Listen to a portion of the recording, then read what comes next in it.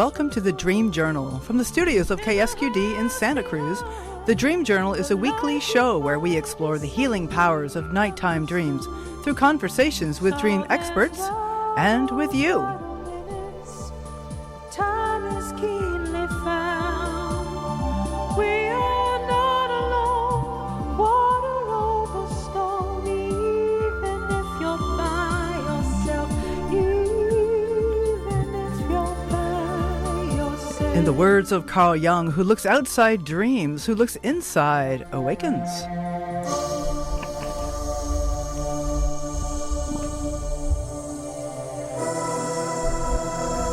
Today's music is called Flowliferation, curated new for you as every week by Rick Cleffel. What does the Bible teach us about how to understand our own dreams? We will be speaking with Carol Oschman about her book, Biblical Dream Study. I am your host, Catherine Bell of Experiential Dreamwork, and welcome to the Dream Journal. The Dream Journal is also a weekly podcast. Please subscribe, rate, and review. You can find archives at ksqd.org/the-dream-journal. But really, most importantly, tell your friends. The whole mission of this show is to get people talking about their dreams. And if you're not ready to talk about your own dreams, maybe you could talk about this podcast you listen to and see who among your friend circle might be interested. So I'm starting with my personal dream work. Well, you know, I talked about the Dream Journal Nightmare last year. Well, pretty soon it'll be last year. As you go into 2023. About the Dream Journal Nightmare that turned into a Dream Journal Good Dream. And this is one of those dreams that is staying with me, that there's just something about that as I'm imagining that dream, which started out total chaos, as sometimes can be at the beginning of a show, and ends up with me hugging a little boy, a 6-year-old boy sitting on my lap with his head on my shoulder. And so I'm bringing him into the room with me right now, just imagining that child, maybe the child part of me, sitting on my lap and relaxing, and knowing that that's what the Dream Journal is really all about, is about making connections with ourselves and maybe with others. Okay, Carol, welcome. Carol, thanks for coming on the show. Thank you. Good to talk to you, Catherine. Excellent. So Carol Oschman began her journey. Let me just read their little bio, Carol, and then we'll get to chatting. Carol began her journey with dreams due to a spiritual awakening in 1985. She's traveled and spoken across the country and in England, taught dream interpretation in a prison for 3 years, and led several dream groups.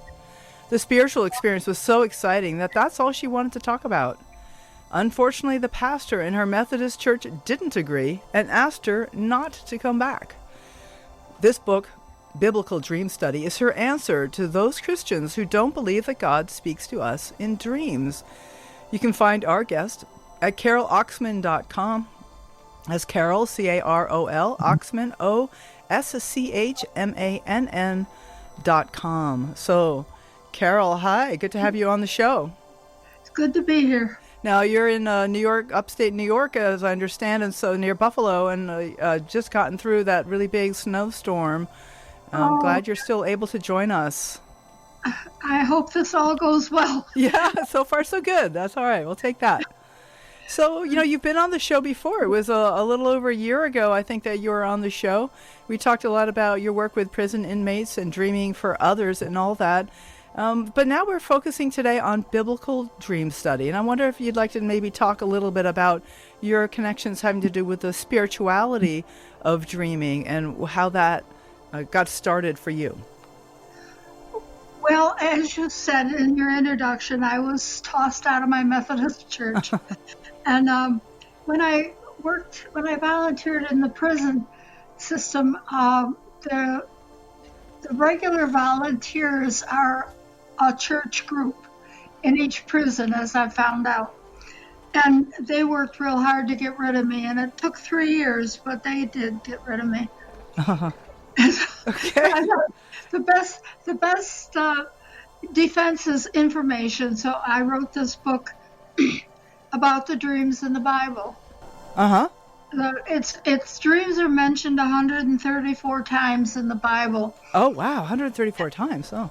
That is a lot. Yeah, they're a major part of the Bible.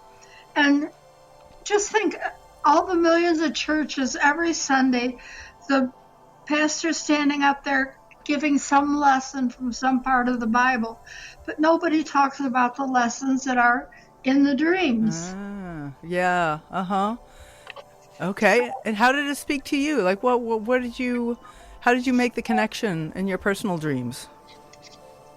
Well, it was a determination that to open their eyes, but I don't know. I have yet to see if it would open their eyes. But as I went through the Bible, there was a couple before Jacob, but his Jacob and Joseph are probably the best known because they're taught in Sunday school. Right. The Pharaoh, the dreams of the 7 fatted calves, or the 7, fat cows and 7 lean cows, like that kind of Right. dreams. 100, yeah, that's the ones I'm most familiar with as well. What other dream stories are in the Bible? Right. Well, the one I use the most in my teaching comes from Jacob when he was sent away from home, and he was in the wilderness, not knowing exactly where he was going, and he laid down to sleep. Oh yeah. And the story of the ladder with the angels going up and down tells me that they're giving us messages in our sleep. But he had on his way back home, he went on, found his uncle he was looking for, found 2 wives, and he made a huge difference in his uncle's cattle and sheep and goats, and he was able to set aside for himself. And his uncle became jealous, and the uncle sent him home. Well, actually chased him home. He had an army running behind him, trying. And this was Jacob and his wives and his servants and his animals that he was able to take. And he knew that his uncle was chasing him. Well, then he got word, a rider came up and told him that his brother was coming from the other direction with an army also bent on killing him. So he sent his everything over to the other side of the river, and he laid down to sleep. And didn't he have a nightmare? In some Bibles, it's called that he was fighting a monster, and some it's called he was fighting an angel from heaven. But he was fighting, and he was so angry, so tired of everybody after him, that he said to himself, "I'm not going to lose this one. I'm going to fight to the end." Well, towards morning, the angel or monster, whatever you want to call it, gave up and said to Jacob, "We've got to stop this now. Tell me what you want, and I'll give you anything you want." And Jacob was named Israel, and he was made an important man. Then his brother met him with open arms, and his uncle was turned around, and everything was fine. But to me, if I had a dream like that, this is the way I approached it. Yeah. That was my dream. If somebody was beating me up, or more likely, you hear of people saying they were being chased. Right. Someone was chasing them in their dream. Absolutely. I know And they many were of those dreams. scared stiff. And what Jacob's dream is telling me is that don't run away. Turn around and ask that person, or that being, whatever it is, what do you want from me? And I've used this many times with people, and it's made a big difference. Well, it changes their life for the better, because usually it's something from your shadow side, something you've forgotten, a talent you've had, uh, a job that you could have done easily, uh, something to make your life better. And it will be told you. Mm-hmm. And now you can go on with your life, and you won't have those nightmares anymore. Do you have any examples, like either from yourself or from folks you've worked with, of this kind of a technique? What did you say? Do you have any examples of this that you could share, either from your own dreams or from people you've worked with? Yes, I had a lady that it happened in a conversation. I was doing a health fair representing the Arthritis Foundation. Mm-hmm. And this lady came and sat down, and we started talking dreams. And she said she had a recurring nightmare. And usually this is what they are, that God tries to tell you something and you don't listen. So Right. it continues until it becomes a nightmare. And her nightmare was someone was chasing her, and they wanted her purse, and she was holding on to it for dear life. And we talked about it. And I told her about a couple situations that I knew, and I said to her, go to bed tonight and think about that dream and put yourself right back in there. I said, and when that person chases you, turn around and say to him, what do you want from me? Her eyes lit up. She didn't have to go back to sleep. She knew what it was. It seemed that a couple years ago, it has been that long, her son had built a room onto his home so she could come and stay there in her old age. And she'd been fighting it. She knew the dream was telling her to give up, to go there. And in the mail, I got thank you notes from her and also from her son. And it just changed her life. That's sweet. So it doesn't even have to be in the dream that you turn and face the thing that's chasing you. When you can do it in waking life in your imagination and still have great benefit. Sounds like. Right. Yeah. Okay. So that's like one particular way of working with dreams. Are there other messages in the Bible that have to do with, or I don't know, messages exactly, but kind of instructions really, like how to understand our dreams, how to work with them? Are there some other approaches that you suggest? And the second one is that was in Joseph. He, as you know, he bragged about his dreams. He kept telling his brothers. He was the youngest of many brothers, and he bragged about his dreams, about how they would bow down to him. And but what that said to me is, be careful who you tell your dreams to. Not everybody's going to understand. Yeah, that's for sure. Not everybody's going to understand a dream. No, not everybody's going to want to hear. But I do have a favorite one, though. Okay. It's in the book of Maccabees. In chapter 15, there's a war is about to break out, and Judas Maccabee is the leader of this side, and he doesn't have weapons. They haven't been invented yet, really, other than stones that he can pick up and logs off the ground.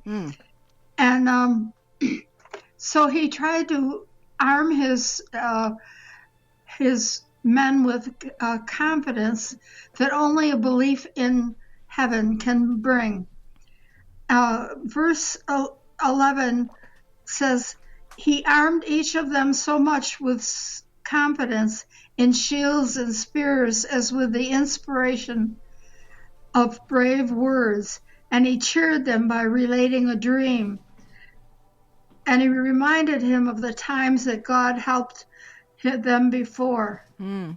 And that kind of reminds me of our talk of gratitude lists. Yeah, yeah.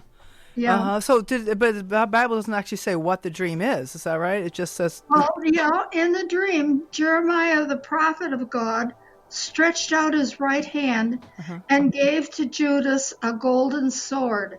Oh. And as he gave it, he addressed him thusly: "Take this holy sword, a gift from God, with which you will strike down your adversaries." Well, that's pretty explicit.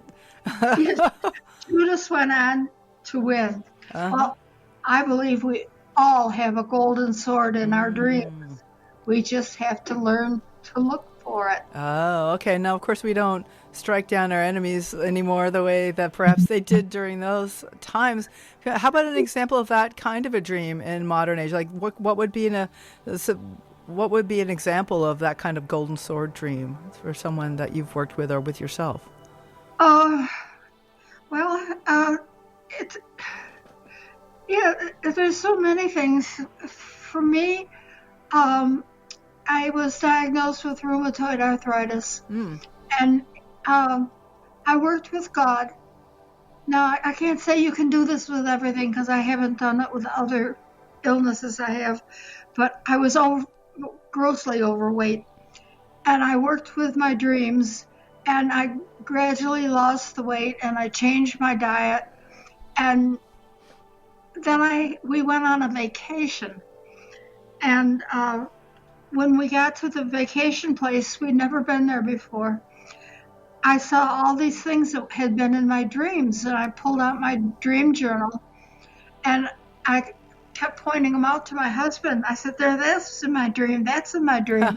And so that night, we knew it was something special was going to happen there. I had a horrible nightmare, and I sat up all night, and I didn't know what to do. And the next morning, I talked to my husband, and we decided the only change left to make in my life was to throw away the pills.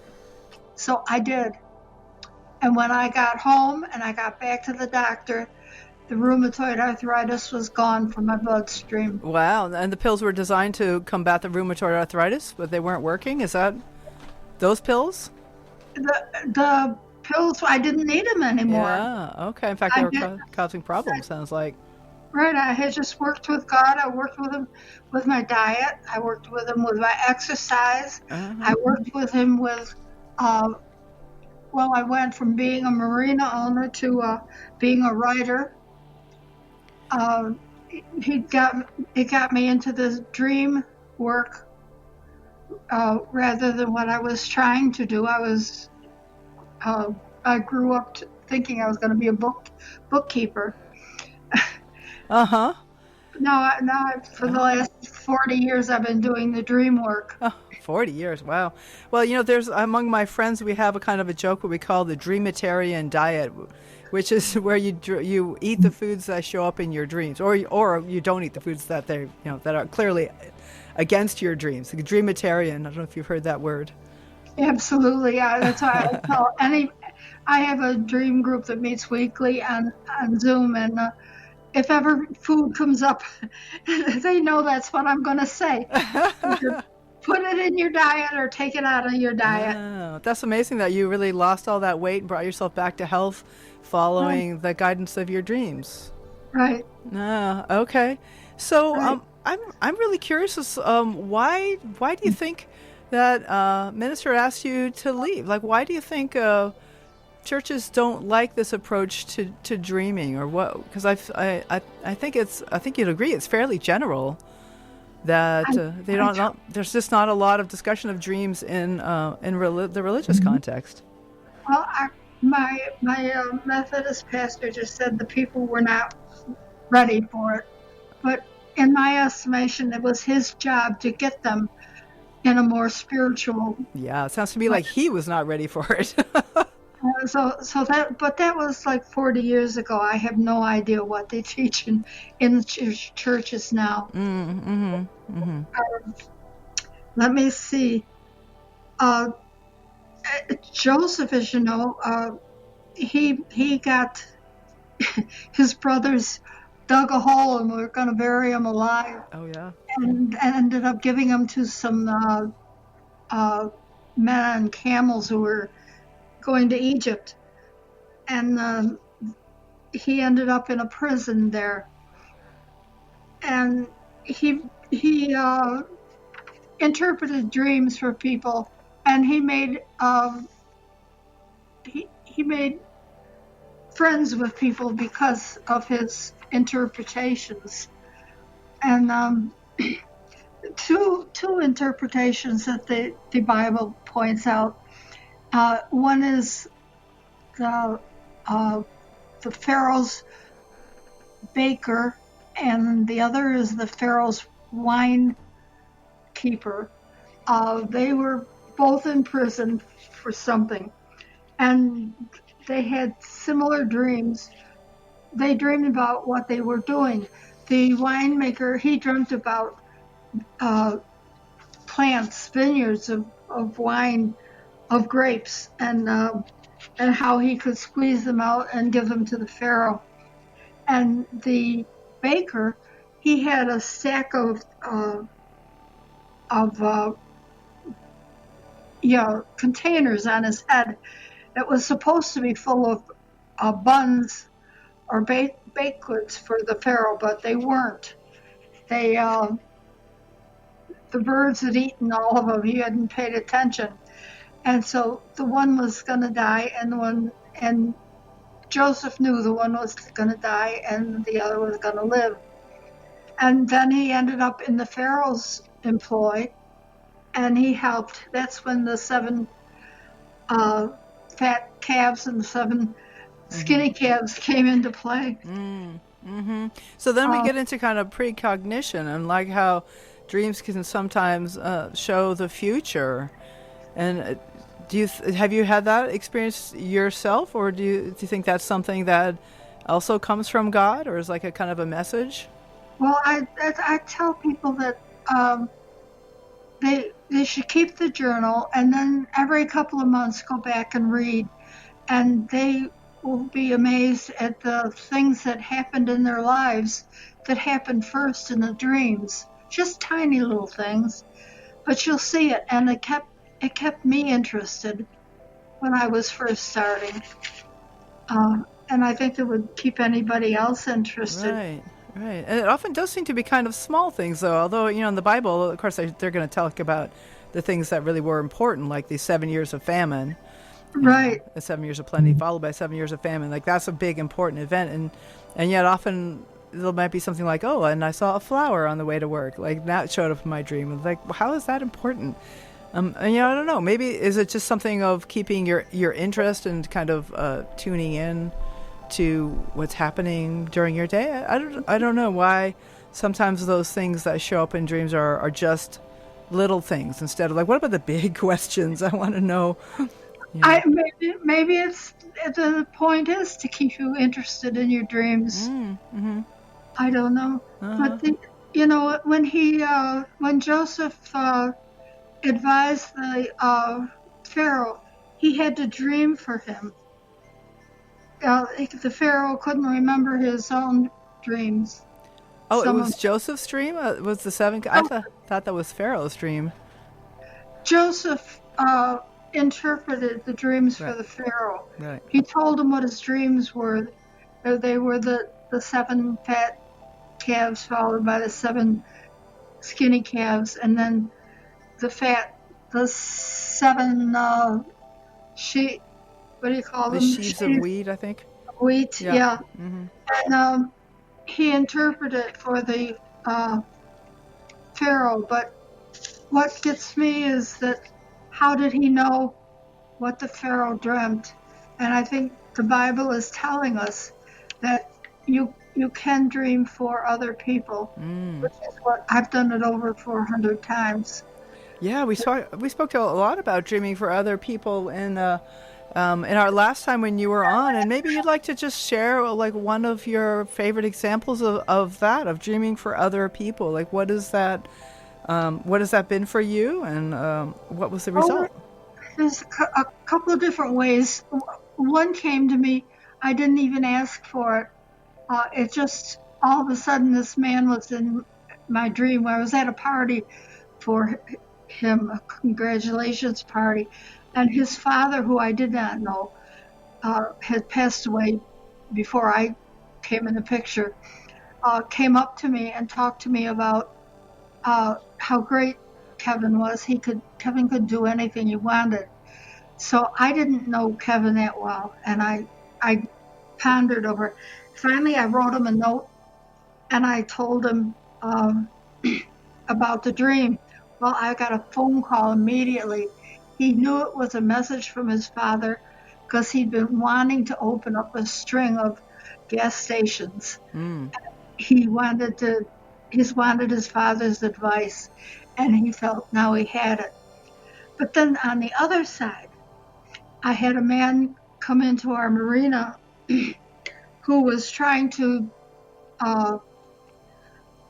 commit suicide on the lake. He chickened out and he came home, and he had let other people tow him into the marina, and he told my husband the story of his life, and my husband sent him up to me saying, Carol will help you. What he did is he owned a beautiful restaurant in our city of Rochester, New York. And he went in one morning and everything was gone. Every table, every tablecloth. He'd been robbed? Every piece of equipment. Oh. And he checked his bank account and that was cleared out too. Oh, no. His partner had just cleaned him out. So he says, I'm 56 years old. What do I do? You know, I can't live off my mother. What do I do to make a living? I don't know. So I said, I'll dream for you. And that night, all night long, I'm going up and down these stairs to a second floor, fixing the plumbing underneath a sink on the second floor. And the next morning he was there and we talked about it. And it puzzled both of us until I questioned. I said, there's a lot of big old houses in the city that people are turning into apartment houses. Is that something you can do? His eyes just lit up. He says, you got it. He says, that's how I started in my working life, was investing in these houses. He says, all I got to do is make the repairs and collect the rent. And so he saw a way forward from your dream. It is. And I've dreamed for like a young man who was gay, and his family wouldn't accept it, and his father had just passed away. And so I said I would dream for him, and the father approved. The father told him there were things more important in life than whether he was gay or not. Oh, good for him. But he was afraid of what the response would be. Yeah, right. Thank you, Carol. This is Carol Oschman, Oschmann, at caroloschman.com. And you're listening to The Dream Journal. This is recorded at KSQD Studios in Santa Cruz. And my name is Catherine Bell. We'll be right back.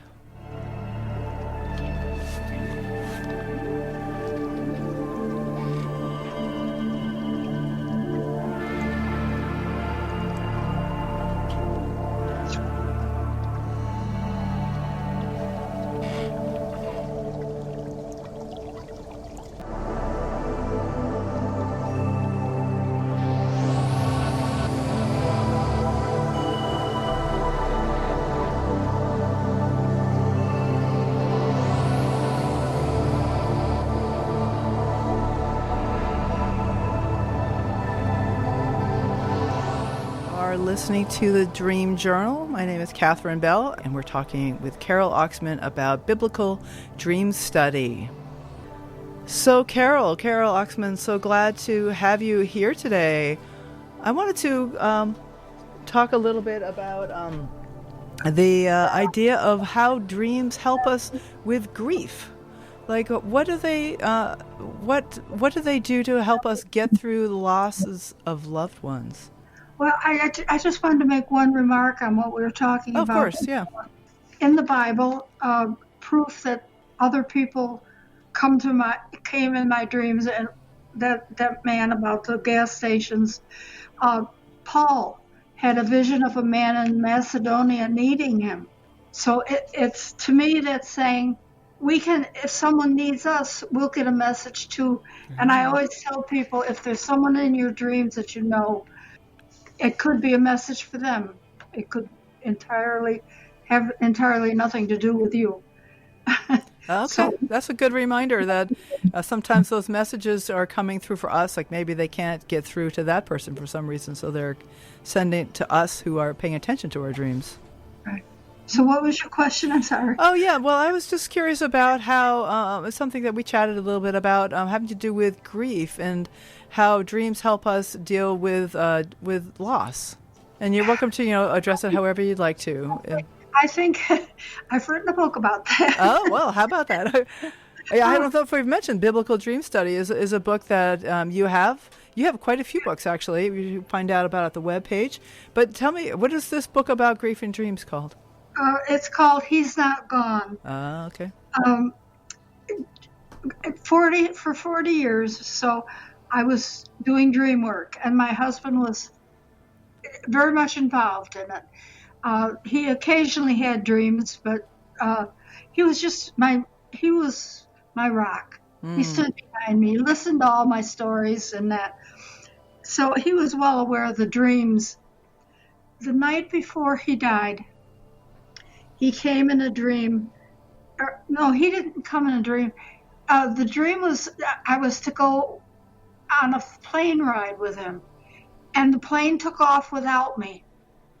And I was kind of frantic, and I got up the next morning, and we had a night nurse, and I told her the dream, and she said, "Well, you know what that means?" And I said, "Yeah, I know, he's leaving." Oh. So then the night he did pass, I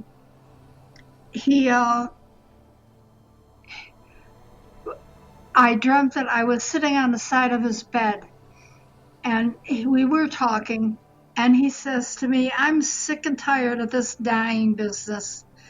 And he said, "Let's get up and go do something." So we did. We got up off the bed and we went into the woods, and we found an old man to help. And I don't know really what that was all about, but I felt I went part way on his journey leaving this earth, because I got out of the bed with him and we left. And it wasn't but an hour later, the nurse knocked on the door and said he's gone. Oh, wow. Okay. But then he came to me, for 5-6 months he came on a regular basis. Mm-hmm. He talked about our baby. There was so much about our baby. Huh. And I figured out that I was writing, of course, all these dreams that he was bringing me. I was writing them in my journal, and I figured that was our baby, that making that book and publishing it. And the girls in my dream circle, they said they were amazed at how easy I was taking the grief process, and they figured out that it's because he wasn't gone.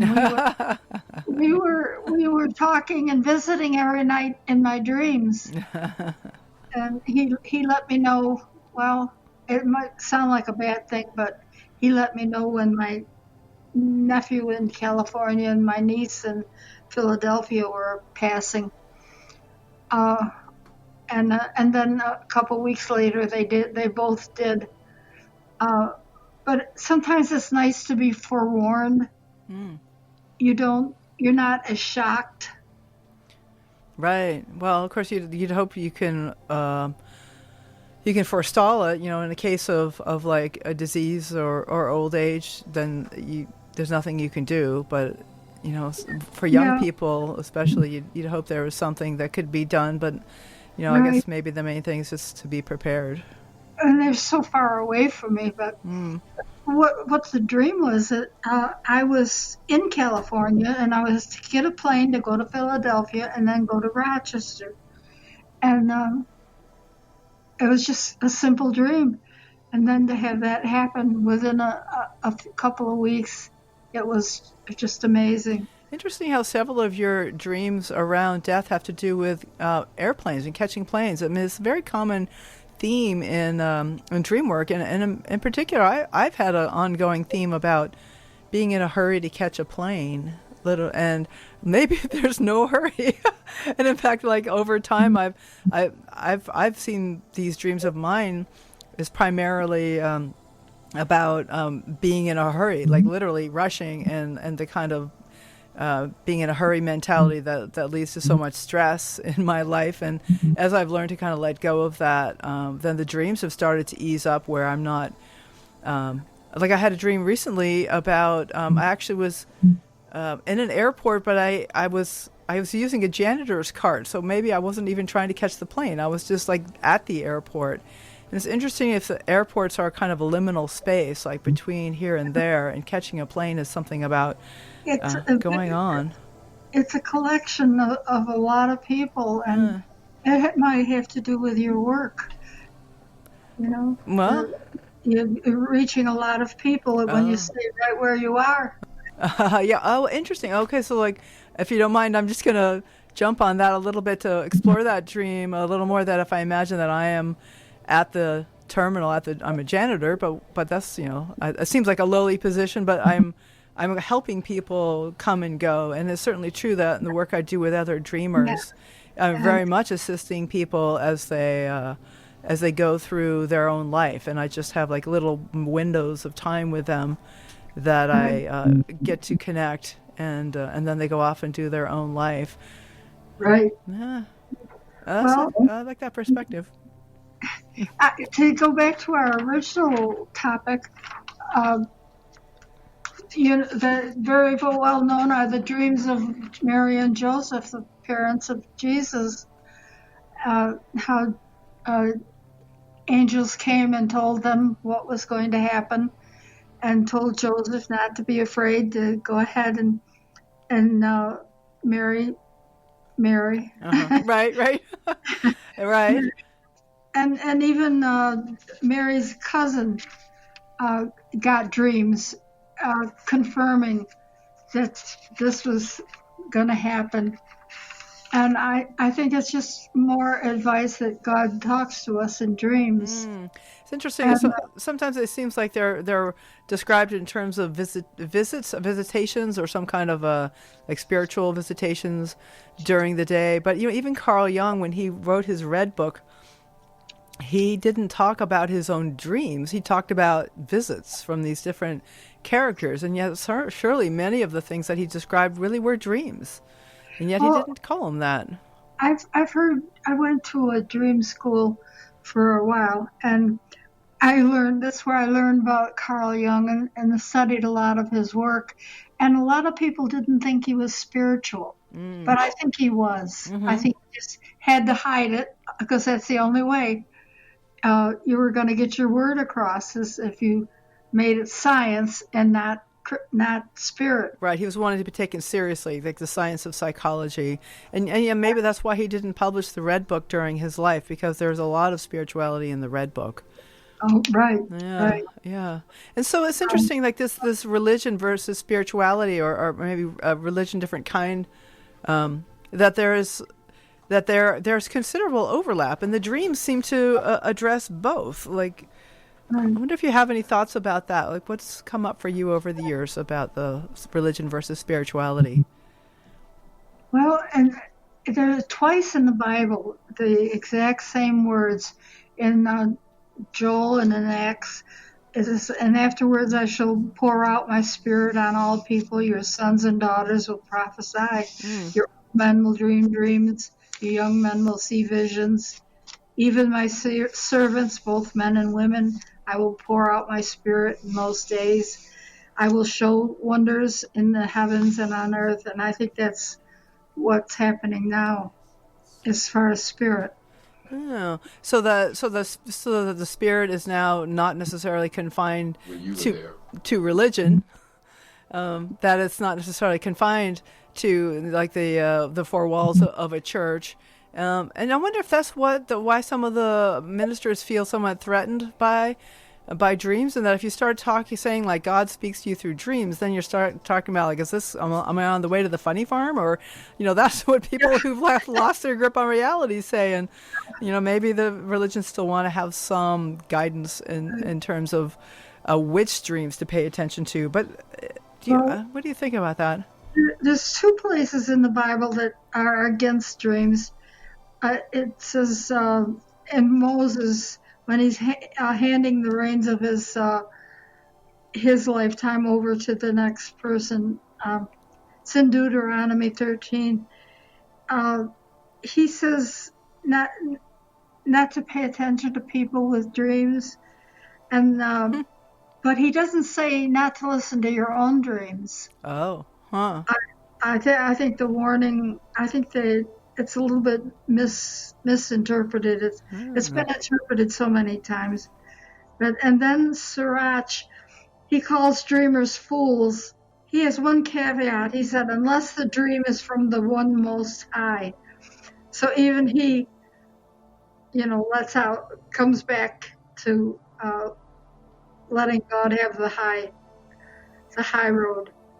But like I said, no place does it say not to listen to your own dream messages.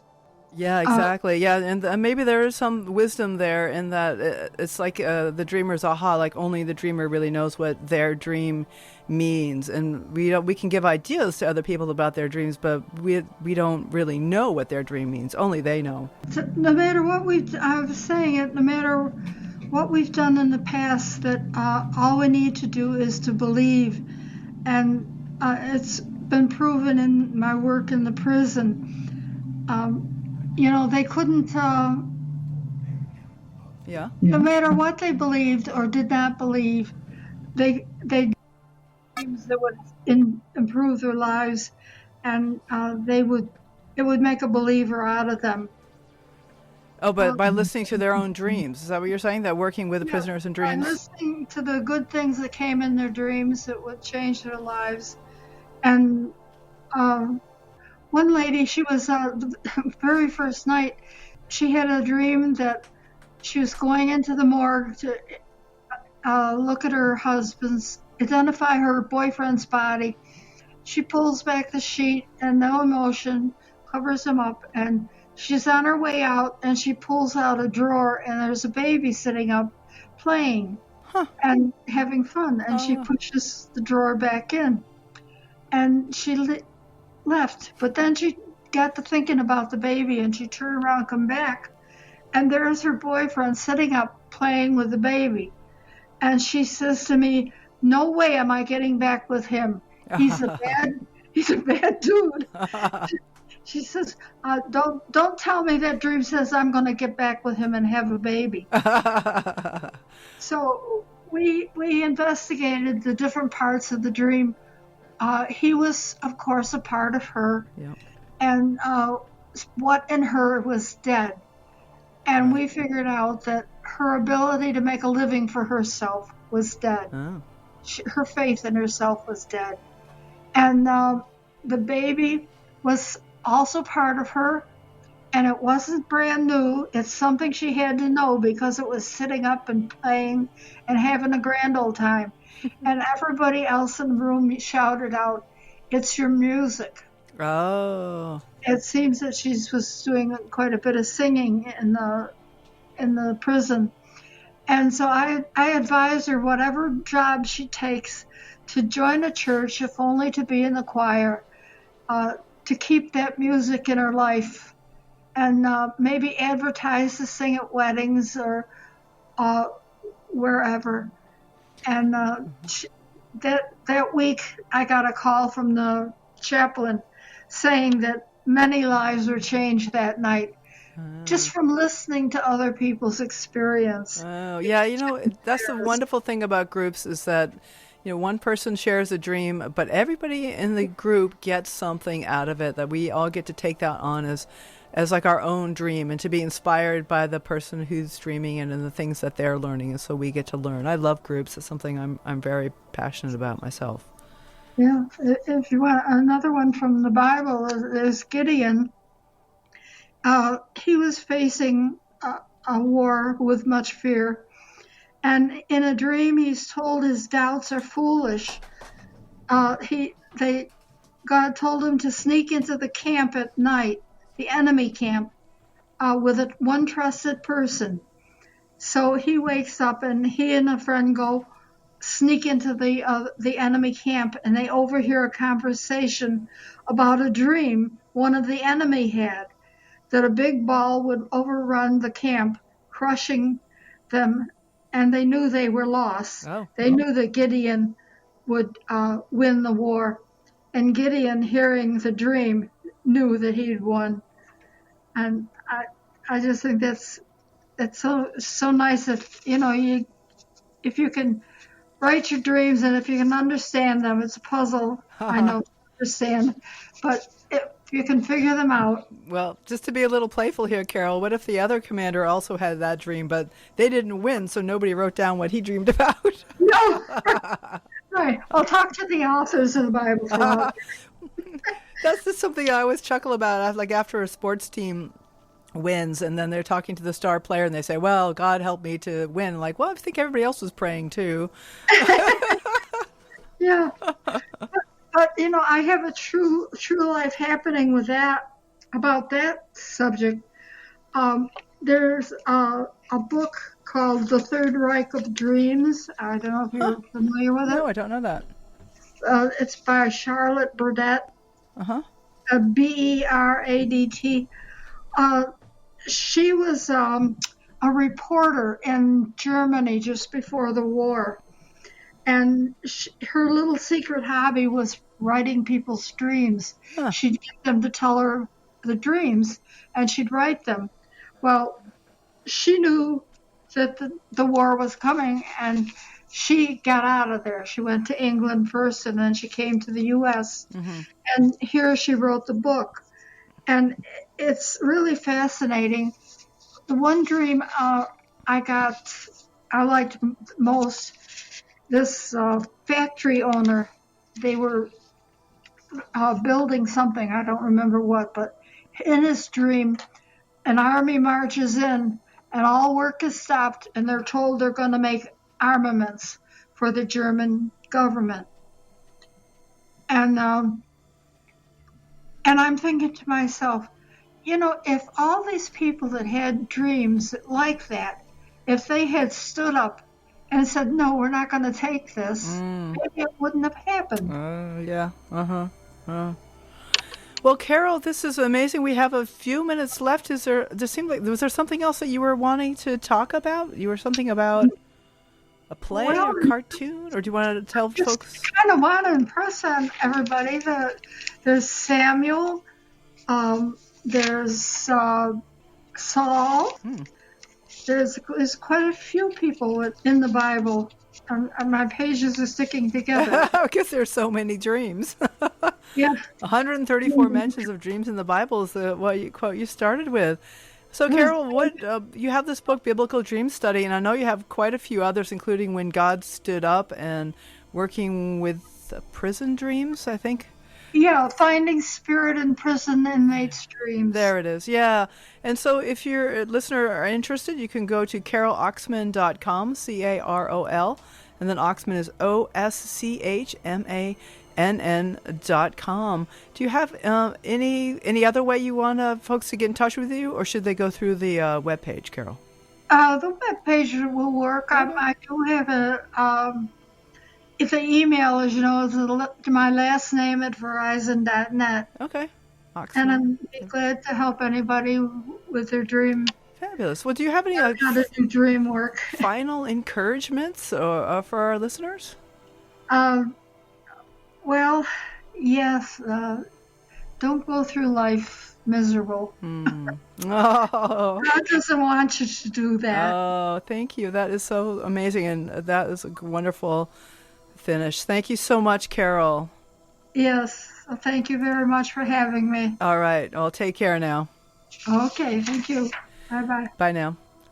So next week, we will have a New Year's Eve special with Kat Appleby. We'll be talking about ancestral memories and shamanism. If If you'd like to join the conversation live, you can tune in Saturday mornings at 10 a.m. Pacific at the ksqd.org live stream. The podcast replay will be released on the Monday following the show as always. I am Catherine Bell, and this has been The Dream Journal. Thanks for listening. Find out more about my own dream coaching practice at experientialdreamwork.com. You can email me at catherine@ksqd.org. That's KATHERINE@ksqd.org. The Dream Journal is produced at the studios of KSQD in Santa Cruz, California. Archives and 24/7 live stream at ksqd.org. Please subscribe to the podcast, rate, and review. It does help people find the show. I'd like to thank my hardworking engineer, Rick Kleffel, and his beautiful music. You can find this ambient music at pandemiad.com. I'd like to thank Munira for answering the phones, Eva Milady for audio editing and for interning in the studio today. And the intro music is called Water Over Stones, and the outro music is Everything, both by Mood Science. Tomorrow morning, when you wake up, take a minute to write down your dream and bring it to the next Dream Journal. Knows that so much is wrong, but much more is right.